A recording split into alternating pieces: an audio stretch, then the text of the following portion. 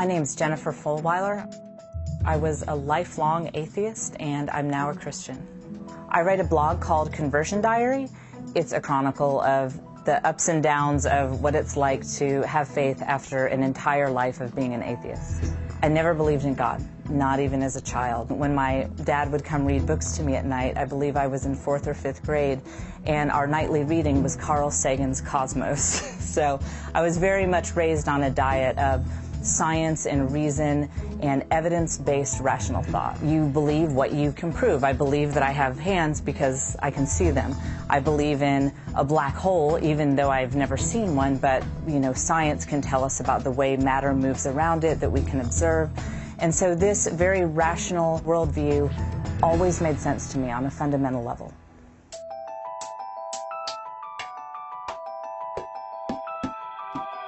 Before I got to the point that I could really start researching faith with an open mind, something had to happen. And for me, that occurred after my first child was born. I looked down and thought, what is this baby? And I thought, well, from a pure atheist materialist perspective, he is a collection of randomly evolved chemical reactions.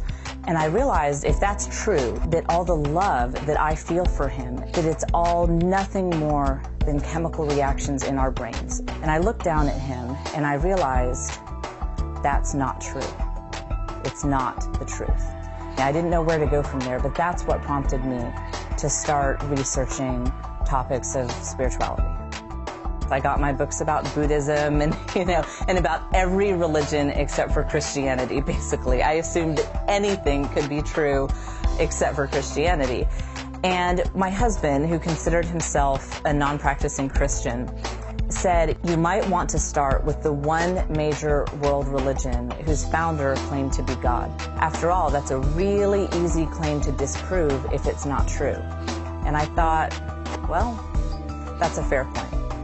I was such a through and through atheist that I have to admit I was ignorant of all these great Christian thinkers. What about Thomas Aquinas? What about Augustine? What about Descartes? I mean, all of these great thinkers throughout history were not only theists, but Christians.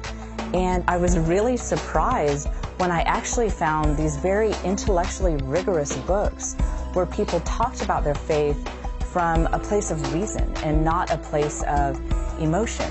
And when I looked at evidence like that on the whole, I started to think something explosive, something world-changing happened in first century Palestine.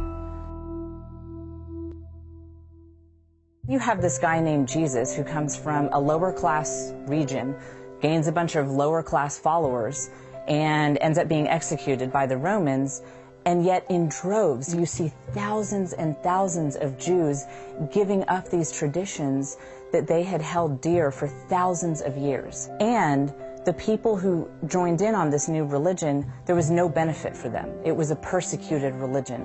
People who joined this religion didn't tend to work out too well. They tended to lose social status and often face death. But I wasn't yet convinced and ready to become a Christian. And so I started a blog. I just threw out every hard question I could think of. I just put it all out there on the blog. And as I would watch the atheists and the Christians go back and forth and debate, I realized we atheists, we don't have the lock on reason that I thought we did. But what I saw with the Christians was they had that too. They had all the knowledge of science and material world that we atheists did. But yet they had the total picture of the human experience, of love and triumph and hope, and they could articulate that in a way that the atheists couldn't.